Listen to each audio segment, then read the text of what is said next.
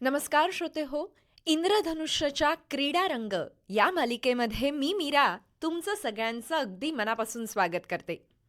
श्रोते हो, खेळ हा आपल्या सगळ्यांचा अगदी जवळचा विषय आहे नाही का?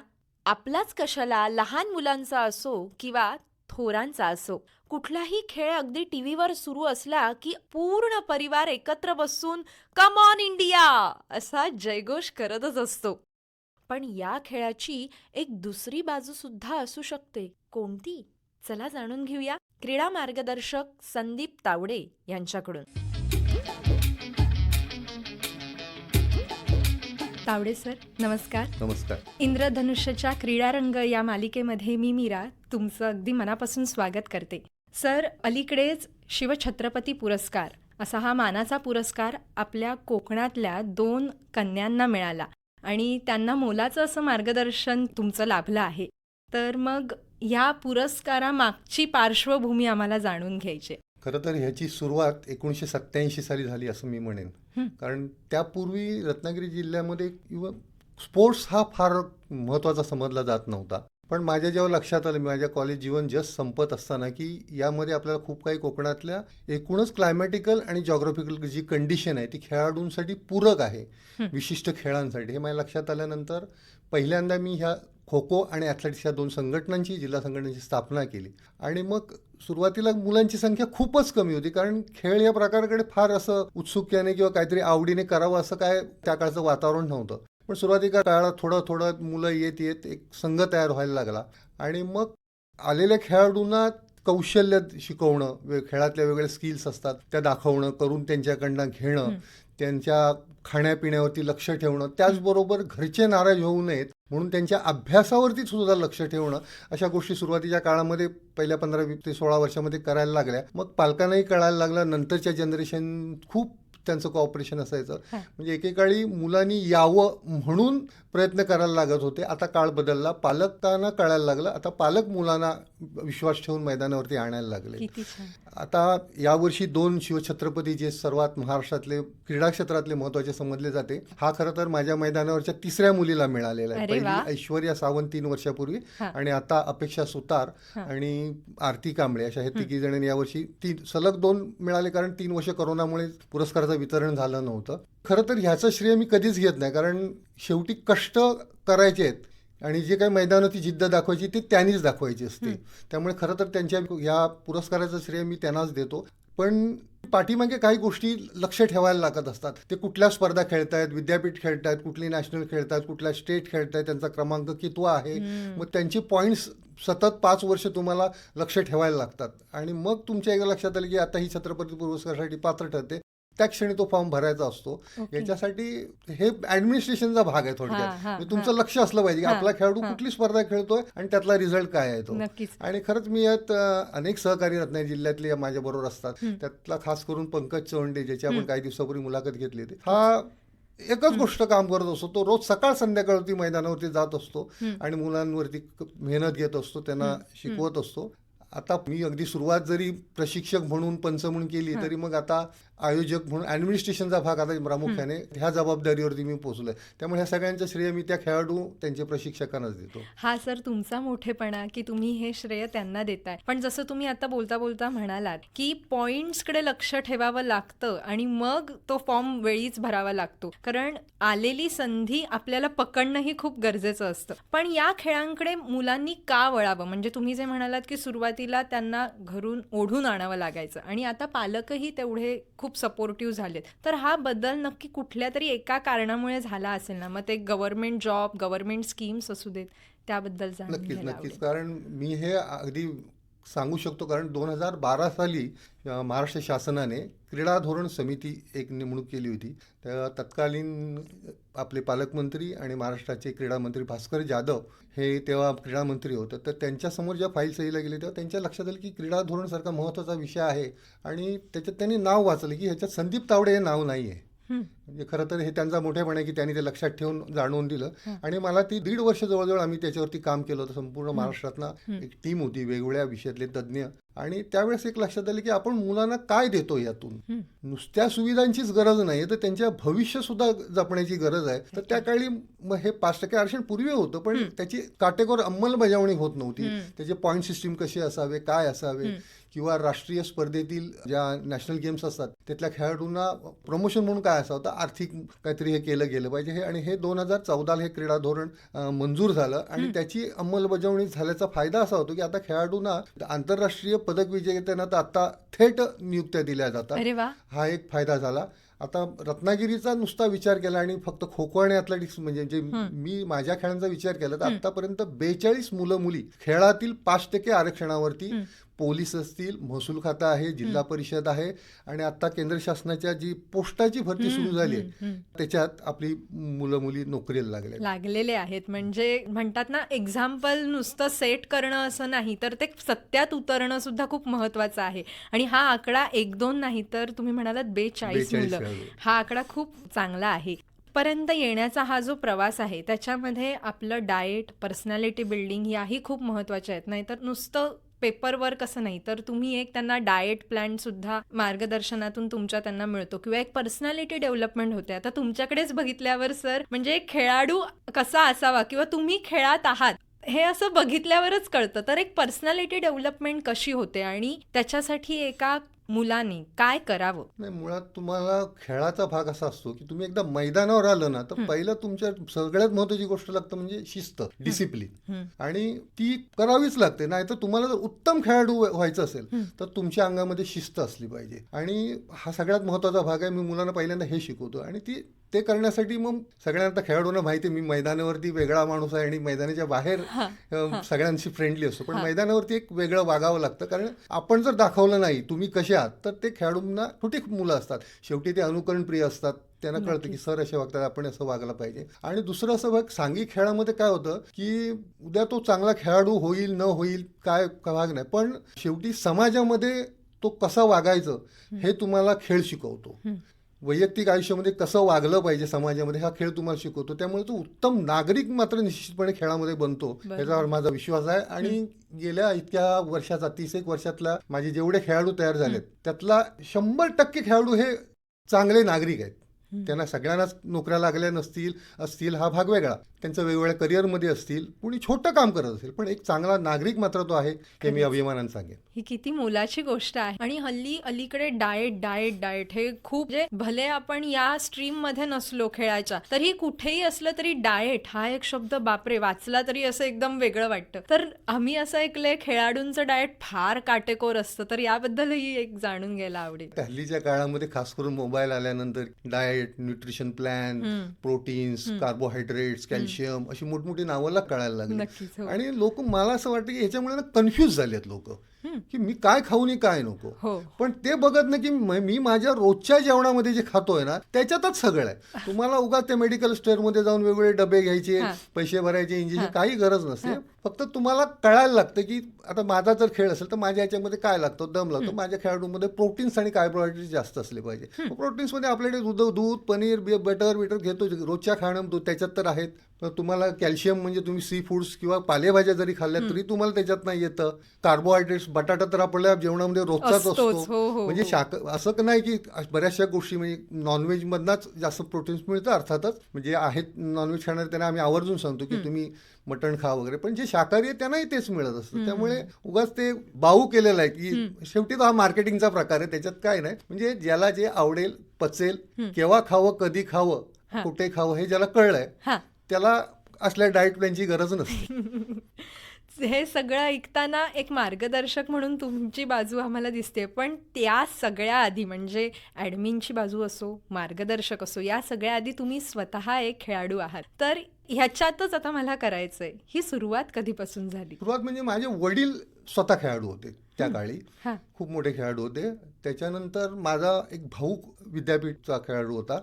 त्यामुळे आमच्या घरातच माझी लहान बहीण सुद्धा रत्नागिरी जिल्ह्याची एक चांगली कबड्डी खेळाडू होती. त्यामुळे घरातच हे खेळाचं वातावरण होतं. आणि म्हणजे माझ्या काळामध्ये मी जसं मी म्हटलं की मैदानावरती खेळायला गेला म्हणजे तो फुकट गेला असं जेव्हा वातावरण होतं त्या काळामध्ये आमचे वडील जा खेळायला असं सांगत असायचे. अरे वा. त्याच्यामुळे मोटिवेशन हां, खूप हां, होतं हां, घरातूनच हां. खेळलं पाहिजे हे. खूप छान. आणि मग नंतर मग ते पुढे कॉलेजमध्ये आल्यावर सुद्धा कंटिन्यू झालं आणि कॉलेजमध्ये तुम्ही जसं म्हणालात, की काही संस्थांची स्थापना तुम्ही केलीत आणि मग खेळ पुढे नेलात. पहिल्यांदा मी शालेय स्पर्धेमध्ये राज्यस्तरावरती पदक विजेता होऊन राष्ट्रीय स्पर्धेसाठी गेलो. त्याच्यानंतर मग मुंबई विद्यापीठात मी जेव्हा खेळायला मी पदक दरवर्षी मी सलग 4 वर्ष मुंबई विद्यापीठाचा पदक विजेता आहे. त्यावेळी ज्या बाहेरचे खेळाडू यायचे संपूर्ण मुंबई गोवा म्हणजे 1986 पर्यंत गोवा जरी वेगळं झालं असलं तरी मुंबई विद्यापीठाच्या अंतर्गतच त्यांच्या क्रीडा स्पर्धा किंवा बरं. अभ्यासक्रम होता. हां, हां. तर तेव्हा ते मला तुम्ही ह्या स्पर्धेला का नाही आहे तर तोपर्यंत माहितीच नव्हती की अशा एक वेगळ्या संघटनांच्या स्पर्धा म्हणजे माहित होतं पण संघटना रत्नागिरीमध्ये नव्हत्या. हां. मग ते लक्षात आल्यानंतर मी 1987 साली नुकतंच कॉलेजमधनं बाहेर पडतोय तर पहिली खो खो संघटनेची स्थापना केली त्या काळच्या माझ्या मित्रांबरोबर. मग 92 साली ॲथलेटिक्स संघटनेची आणि मग खेळाडूंना बाहेर पाठवलं. खेळाडूंनी बाहेर जाऊन का खेळलं पाहिजे की आपल्याकडे लिमिटेशन्स आहे की आपण त्या साधन सामुग्रीत जे काय असेल त्याच्यातून ते आपण करत असतो. पण बाहेर गेल्यानंतर कळतं अरे हे पण आहे, हे पण आपल्याला केलं पाहिजे, अरे हे पण दिसतं, बाहेरच्या खेळाडूंची स्किल्स कळतात, हे स्किल्स आहेत, हे त्यातला फायदा होतो खेळाडूंना. म्हणून ह्या संघटनेचा फायदा खेळाडूंना खूप आता रत्नागिरी जिल्हा खूप चांगलं सध्या क्रीडा वातावरण आहे. नक्कीच. म्हणजे तेव्हा तुम्ही सुरुवात केलेली पायाभरणी तुम्ही केलीत म्हणून आता ते इतकं छान बहरलंय. आत्ताच अलीकडे नॅशनल गेम्स गोवामध्ये झाले आणि त्या गेम्समध्ये सुद्धा महाराष्ट्राची पदतालिका खूप वरच्या म्हणजे पहिल्याच क्रमांकावरती होती. तर त्याही ह्याच्यामध्ये तुम्ही होता. तर तो एक सगळा अनुभव कसा होता? खरं तर गेली 10 वर्षापूर्वी गोव्यामध्ये या स्पर्धा व्हायच्या होत्या पण काही तांत्रिक कारणं कारण गोवा खूप छोटं राज्य असल्यामुळे कारण या स्पर्धा जर घ्यायच्या असतील कमीत कमी 10,000 खेळाडू आणि 4 ते 4,500 ऑफिशियल्स टेक्निकल लोक असे येतात आणि अर्थातच 8-10,000 तेवढेच प्रेक्षक विविध राज्यातून येत असतात. त्यामुळे आयोजन हा भाग मोठा असतो. पण 10 वर्षांनी का होईना गोवा या राज्याने ही जी आता स्पर्धा घेतली अतिशय उत्तम स्पर्धा आयोजन होतं. विविध ठिकाणी त्यांचे निवास असेल, खेळाडूंची इन्फ्रास्ट्रक्चर असेल खूप चांगलं. आणि यावेळेस वैशिष्ट्य म्हणजे अर्थात बऱ्याच वेळा महाराष्ट्र आणि सर्व्हिसेस म्हणजे सेनादल हे संघांमध्ये कॉम्पिटिशन असते पदक तालिकेमध्ये पहिलं राहण्यामध्ये. पण यावेळेस आपण इतकं खूप सगळ्या खेळामध्ये उत्तम कामगिरी केली की म्हणजे खालच्या दोघांची जरी टोटल एक केली तरी महाराष्ट्राच्या वरती अरे जात वा, नव्हते. किती ते छान केलं होतं. हां. सगळ्यात मोठं म्हणजे महाराष्ट्र शासन यातील सुवर्ण पदक विजेत्या खेळाडूला 7 लाख रुपये, रौप्य पदक विजेत्या खेळाडूला 5 लाख आणि कांस्य पदक खेळाडूला 3 लाख. आणि समजा सांघिक खेळ असतील 15 जणांचा संघ असेल पण ते वेगवेगळ्या जिल्ह्यातून आलेले असतात तर त्यांच्या ओरिजिनल जो प्रशिक्षक असतो त्यांना 50,000 रुपये. अरे वा. एवढी आर्थिक मदत शासनाकडून आता लवकरच डिक्लेअर होत राहील. यापूर्वी आपल्या या खेळाडूंनी 7-7 लाख आपल्या प्रशिक्षकांनी 50,000 रुपये घेतलेले आहेत. आता ह्या खेळाडूंना म्हणजे फक्त मेडल नाही तर आर्थिकही मदत करणार आहे सरकार. नक्कीच. मग या ह्याच्यामध्ये आता तुम्ही जसं म्हणालात की इतका मोठा वास्ट हे आहे तर त्याच्यामध्ये तुम्ही आता देशातलं पहिलं इंडोर ग्राउंड आपल्या डेरवंड इथे आहे तर तिथलं सुद्धा एक मानांकित युथ गेम्स या ऑर्गनायझेशन कमिटीमध्ये तुम्ही असता. मग हे ऑर्गनायझेशन करताना काय काय गोष्टी म्हणजे आत्ता भले मी एक खेळाडू आहे तर मला जर एक आयोजन कमिटीमध्ये यायचंय तर काय काय बघायला हवं याबद्दल एक थोडंसं सांगा ना. खेळाडूला जर व्हायचं असेल ना तर खेळाडूला कळणं सोपं आहे कारण मी कुठल्या यातला अभ्यासक्रम केला नाही काय नाही. मी जेव्हा खेळाडू म्हणून होतो तेव्हा मला ज्या ज्या गोष्टी बघायच्या ते मी ऑब्झर्व करायचो. मग त्यातल्या उणीवा काय आहेत की काय असायला हवं होतं काय नसायला पाहिजे होतं हे मी तेव्हापासून मी लक्षात ठेवतो की अरे ह्या स्पर्धेला आहे. कारण मला आठवतं मी 1980 पासून खेळतो तर कुठेतरी एखाद्या शाळेच्या वर्गाच्या खोलीत एक सतरंजी टाकलेली असायची तिथे झोपायचं. बरं नॉर्मली शाळा म्हणजे बाथरूम नसतात टॉयलेट्स असतात तिथेच आंघोळ तिथेच असा तो प्रकार होता. आता काळ बदलला आता मुलांना हॉटेल्स राहायला मिळाली बेड्स वगैरे मिळाली. मग ह्या गोष्टी आपल्याला मिळाल्या नाही तेव्हा का मिळत नव्हत्या तर सगळ्यात मोठा तेव्हा इन्फ्रास्ट्रक्चर कमी होती, आर्थिक बाबीचा प्रश्न होता. मग नियोजन करताना पहिलं आर्थिक बाबी कोणत्या आहेत खर्चाचं बजेट तुमचं तयार असलं पाहिजे. म्हणजे मग आयत्या वेळेस अरे मग पैसे नाहीत म्हणून हे नाही करायचं असं होता का म्हणे. आणि आलेल्या खेळाडूला कुठलाही मानसिक आणि शारीरिक त्रास होणार नाही हे जेव्हा तुम्ही आयोजक म्हणून लक्षात घ्याल ना तेव्हा जाताना खेळाडू त्याचे पालक आणि पंच हे ऑर्गनायझेशनला 5 स्टार देऊनच जातात. आणि तुम्ही ग्राउंड लेवलवरती काम करत होतात आहात म्हणून हे अजून अगदी जवळून अनुभवायला मिळतं. आणि प्रत्येक स्पर्धेतून सगळ्यात मोठं काय असतं की चुकातून आपण शिकलं पाहिजे हे मला नेहमी लक्षात असतं. स्पर्धेतून माझं एक नोटी करतो मी आणि मग लक्षात येते की या स्पर्धेला आपल्याला ही गोष्ट करायची राहिली किंवा ही गोष्ट अधिक अशा प्रकारे चांगली होईल. हे प्रत्येक वेळेस लक्षात ठेवलं. कारण आता यंदा आमचं 10वं वर्ष आहे डेअरवन युथ गेम्सचं. प्रत्येक वेळेस अनेक सुधारणा करत आलो होतो. आता 10वं आम्ही अगदी स्पर्धेसाठी खूप आमची तयारी सुरू आहे की किती चांगली करता येईल असं. कारण तुमचा तिथे एक गेम जवळपास 6 ते 7 म्हणजे एक आठवडाभर एक गेम लांबलेला असतो आणि मग त्याचं सगळं आयोजन नियोजन सगळं सुरू असतं. एकूण आमच्या इथे 8 दिवसामध्ये 18 खेळ होतात. पूर्वीची स्पर्धा ही 5 दिवसाची होती, मग 6 असं करत आता 8 दिवसाची झाली. याला कारण असं वेगवेगळे खेळ जरी असले तरी खेळाडूंची संख्या वाढली. म्हणजे खास करून जर खो खो म्हटलं तर माझ्या खो खोच्या स्पर्धेला संपूर्ण महाराष्ट्रातून गेल्या वर्षी हायएस्ट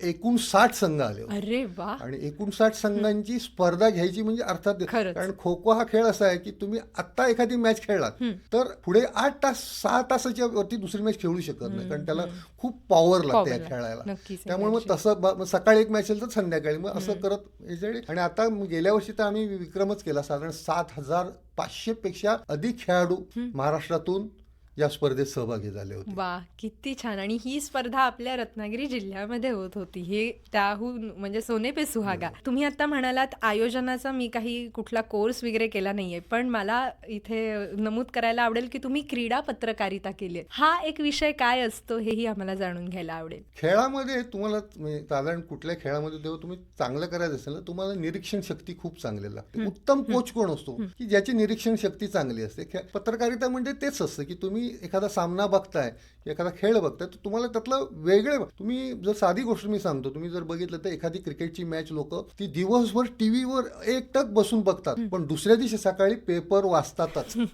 त्याला कारण असं असतं की तिची पत्रकाराच्या नजरेतून ती काय आहे. पण मी माझी पत्रकारितेची सुरुवात अशासाठी होती की म्हणजे रत्नागिरी टाइम्सशी सुद्धा धन्यवाद देईन, कोकणातलं पहिलं क्रीडापान मी तयार केलं. अरे वा. त्यापूर्वी रत्नागिरीतला कुठल्याही वृत्तपत्रातला क्रीडापान पूर्ण शेवटचं नव्हतं. आणि विशिष्ट मी असं लक्षात की खेळ मागे काय, तर त्या खेळातून मुलांना काय मिळतच नाही, ना पैसा ना प्रसिद्धी.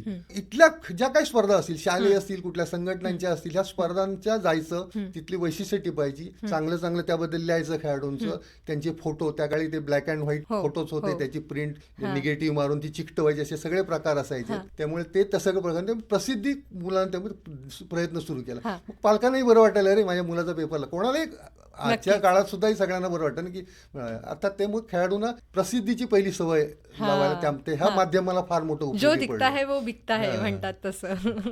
वा वा. म्हणजे तुम्ही जे म्हणालात की तेव्हा जे सुरू केलं त्याच्यानंतर आता पालकांचा सपोर्ट वाढलाय, तर त्याच्यामध्ये हाही एक मुद्दा खूप महत्वाचा होता, प्रसिद्धी हा. एक छोटासा क्विक आन्सर राऊंड घेऊया सर. मी एक शब्द बोलेन, तो शब्द ऐकल्यावर तुम्हाला काय आठवतंय ते तुम्ही सांगा आम्हाला. खेळ. माझे खेळाडू. छंद. खेळच. पत्रकारिता. खेळाडूंना न्याय देण्याचा प्रयत्न केला. मार्गदर्शक. खूप आहे. क्रीडा क्षेत्रातले मार्गदर्शन म्हणजे तर आमचे गोगटे जोगळेकर महाविद्यालयाचे क्रीडा प्रशिक्षक भास्करे सर. भारत. ऑलिम्पिकमध्ये खूप मेडल. किती छान. आवडता खाद्यपदार्थ. फिश.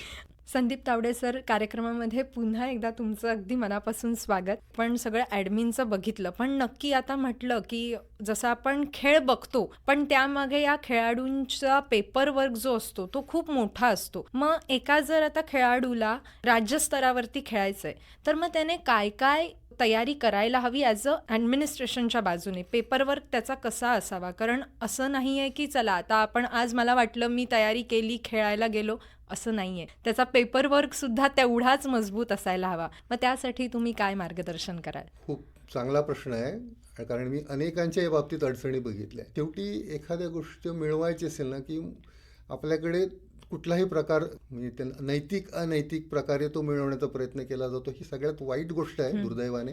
म्हणून हे लक्षात आल्यानंतर की सगळ्यात प्रूफ काय, या खेळामध्ये वेगवेगळ्या एज ग्रुपमध्ये स्पर्धा होत असतात, त्यामुळे वय हा सगळ्यात महत्त्वाचा मुद्दा असतो. मग आपलं वय कमी करून कमी वयात खेळायचं आणि मग मिळालं, ह्याच्यामध्ये त्यांना काय समाधान मिळत असेल काय मला कल्पना नाही.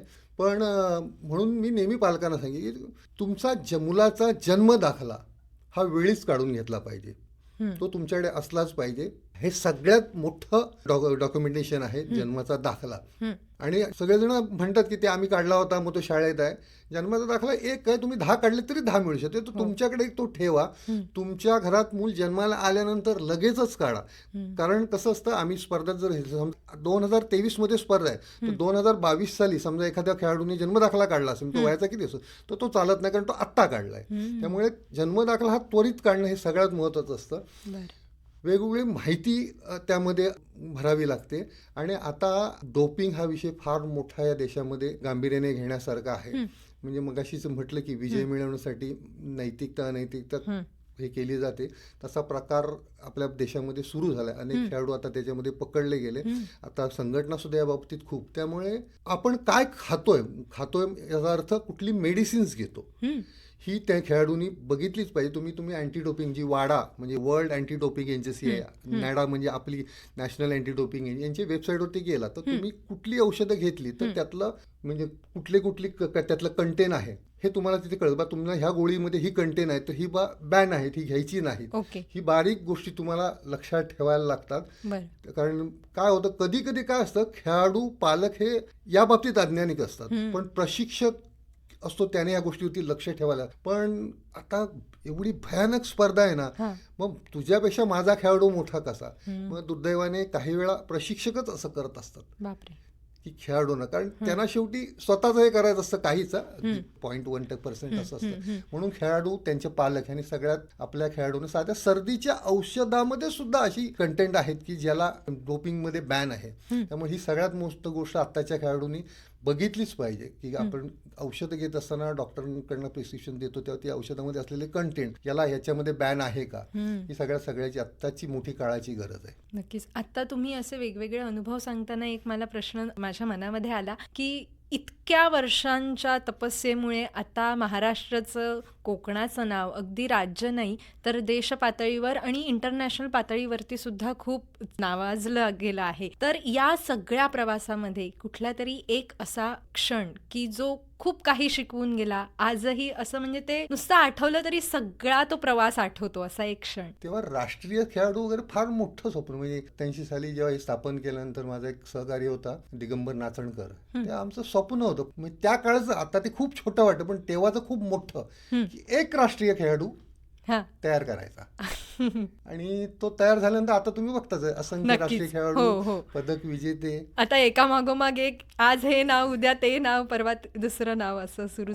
सर, आता तुम्ही एक अविस्मरणीय क्षण सांगितला ज्याच्यामध्ये तुमचं एक छोटंसं स्वप्न होतं, ते आता म्हणताय तुम्ही, आता तुम्हाला छोटं वाटतंय, पण आत्ता या क्षणी तुमचं स्वप्न काय आहे आपल्या कोकणातल्या सुकन्या असतील, सुपुत्र असतील यांच्यासाठी? आपल्या खेळाडूला खेळात घालण्यापूर्वी शेवटी खेळाडू कुठून तयार होतो तर तिथल्या नैसर्गिक ज्या काय तुमच्या उपलब्धी आहे. कोकणातली जॉग्राफिकल कंडिशन डोंगर कड्यांची आहे, क्लायमॅटिक कंडिशन ही दमट हवामानाची आहे. मग इथला खेळाडू मध्ये पॉवर नसते, ताकद खूप कमवू शकणार नाही, कारण जन्मताच आपल्यात काटकपणा आहे. मग काटकपणा कुठला फायदा होऊ शकतो, तर मग असे खेळ आहेत, खो खो सारखा खेळ आहे, किंवा ॲथलेटिक्समध्ये तुम्ही म्हणाल तर long distance, marathon, half marathon, 10,000 metre धावणे, याचा खूप फायदा होऊ शकतो. मी किती प्रयत्न केला की मला 100 मीटर स्प्रिंटर बनवायचं आहे. जन्मजात त्याची जी काय त्याचं फिजिक आहे ना, त्याला लिमिटेशन्स असतात. मग जे आहे त्या गोष्टीकडे आपण कॉन्सन्ट्रेट केलं पाहिजे. हैदराबादमध्ये स्पर्धा झाली आपली, तर माझी एक मुलगी आहे साक्षी जडाळ म्हणून, ती 10,000 मीटर मध्ये तिला सिल्वर मेडल मिळालं. का मी सांगतो की हे बघितलं पाहिजे. म्हणजे काही झालं तरी तुम्हाला सायन्स विसरता येणार नाही. तुम्हाला कुठल्याही क्षेत्रात जा, तुम्हाला सायन्स त्याच्या मागचं काय हे बघायला लागतं. तर हे एक स्वप्न आहे की आता ह्यामध्ये की आपल्या आता त्याची सुरुवात खूप वर्षाने झाली, कारण कळायला मुलांना उशीर होत होता. आपलं 100 मीटर छोटंसं धावलं की बास होतं, पण ते तुम्हाला फार पुढपर्यंत नेत नाही, त्याला कुठेतरी अडथळा आहे. मग लॉंग डिस्टन्स आपण करतोय त्याचा खूप मोठा. आता खो खो सुद्धा प्रो लीग आणि आमचं अल्टिमेट खो खो सुरू झालाय, आंतरराष्ट्रीय स्पर्धा इंग्लंडमध्ये आपल्या 3 मुली खेळून आल्या. खो हिलाही आता वलय निर्माण झालेलं आहे, तर त्याचाही फायदा आपल्या खेळाडूंना नक्कीच होईल. आता अजून एक स्वप्न म्हणून जर म्हटलं तर ॲथलेटिक्स मधला आपला खेळाडू अगदी ऑलिम्पिक पर्यंत जावा. हे ऐकून अनेक जणांना वाटेल की चला आज तावडे सरांना संपर्क साधूया आणि आपल्याही मुलाला इथे घालूया. पण यापूर्वी जाता जाता एक मला जाणून घ्यायला आवडेल की तुम्ही म्हणालात आपल्या इथलं वातावरण आणि मग त्या ह्याने खेळले जाणारे खेळ. मग त्याचबरोबर आपल्या इथे डाएट, जसं आपण मगाशी म्हटलं उल्लेख, तर मग काय खाल्लेलं आपल्यासाठी चांगलं खेळाडूंना? आपल्या कोकणातलीच तुम्ही नाचणी खा, ज्वारी खा, भाज्या तर आपल्याकडे सगळ्या पिकतात त्या आहेतच. सगळ्यात मोठं आपल्याकडे निसर्गाची देणगी म्हणजे समुद्र आहे, सी फूड्स आहेत. त्यातले सी फूड्समध्ये सगळ्यात जास्त म्हणजे शेल फूड्स हा. जे आहेत हे सगळ्यात त्याला खूप चांगले कॅल्शियम शरीराला देणारे आहेत. खाण्याचा आणि तिथल्या लोक ह्याचा काय हे येत नाही, कारण त्या त्या कंडिशनमध्ये खात आता मी संपूर्ण भारत फिरत, अगदी राजस्थान पासून पार तिकडे तुम्ही अगदी नॉर्थ ईस्ट, सिक्कीम, मणिपूर, त्या side ला. मेघालय, तिथली त्यांची खाण्याची संस्कृती वेगळी आहे. पण ज्याला काय ते न्यूट्रिशन्स जे मिळतात ना, हे तुमच्या लोकल फूड्स मधनच तुम्हाला खूप चांगले मिळतात. म्हणजे लोकल शुड बी ग्लोबल म्हणतात हा, तसं, बरोबर, जे एकदम. इथे पिकतंय तेच तेच तुम्ही तेच खायला खायला हवं. सर, आज खरंच खूप वेगवेगळ्या गोष्टी कळल्या. म्हणजे नुसतं आपण आतापर्यंत खेळ खेळताना मैदानावरती तयारी काय होते हे जाणून घेतले, पण त्याच्या मागचं ऍडमिनिस्ट्रेशन, नक्की किती वेगवेगळे कंगोरे असतात एक खेळ म्हटला की, अशा वेगवेगळ्या माहिती आम्हाला आज तुमच्यामुळे जाणून घ्यायला मिळाल्या. तुम्ही वेळात वेळ काढून आकाशवाणी रत्नागिरीच्या स्टुडिओला भेट दिली त्याबद्दल मी मीरा तुमचं अगदी मनापासून धन्यवाद मानते, आणि तुमचं स्वप्न लवकरच सत्यात उतरो हीच ईश्वरचरणी प्रार्थना करते. धन्यवाद. तुम्ही इथे आलात त्याबद्दल धन्यवाद. खूप खूप धन्यवाद. आजचे आपले पाहुणे होते एक अष्टपैलू व्यक्तिमत्व असणारे असे क्रीडा मार्गदर्शक संदीप तावडे सर. यांच्याशी बातचीत केली होती मीरा खलगावकर हिने. चला तर, मी मीरा आजच्या इंद्रधनुष्यच्या क्रीडारंग या मालिकेमधून तुमचा निरोप घेते. परत भेटूच पुढच्या कार्यक्रमामध्ये. तोपर्यंत नमस्कार.